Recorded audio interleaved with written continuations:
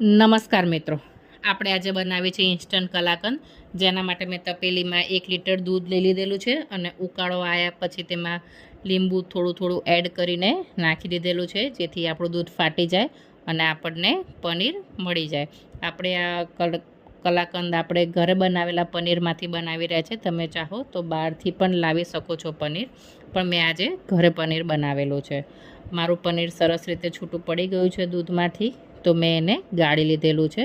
અને આના માટે મારે કોઈ મલમલના કપડાની જરૂર છે નહીં, કારણ કે મારે એને બહુ વખત નિતારવા નથી દેવાનું.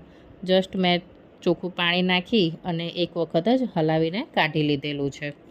ત્યારબાદ બીજી કઢાઈમાં મેં ઘી મૂકેલું છે. અને ઘી ઓગળી જાય એ બાદ મેં જે પનીર બનાવ્યું છે એ પનીર મેં અંદર એડ કરી દીધેલું છે. અને હવે આપણે પનીરને ફક્ત 2 મિનિટ માટે શેકવાનું છે.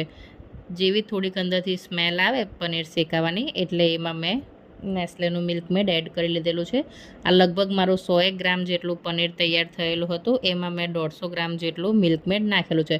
તમે ચાહો તો તમે ખાંડ પણ નાખી શકો છો, પણ મને મિલ્કમેડની સ્મેલ વધારે ગમે છે અને જે આપણા કલાકંદને પણ બહુ સારી રીતે સુગંધિત બનાવશે, એટલે મેં મિલ્કમેડ નાખેલું છે.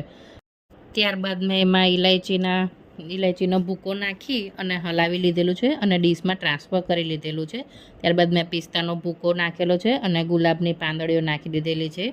આ આપણો એકદમ સિલ્કી સોફ્ટ કલાકંદ તૈયાર છે. તમે જરૂરથી ઘરે ટ્રાય કરજો. બહુ જ ઇઝી રેસીપી છે અને એટલો મુલાયમ બનીને તૈયાર થાય છે કે તમે મોઢામાં મૂકતા જ ઓગળી જશે. તમને મારી રેસીપી પસંદ પડી હોય તો પ્લીઝ આને ઘરે ટ્રાય કરજો અને મારી ચેનલને સબસ્ક્રાઈબ કરજો. Thank you.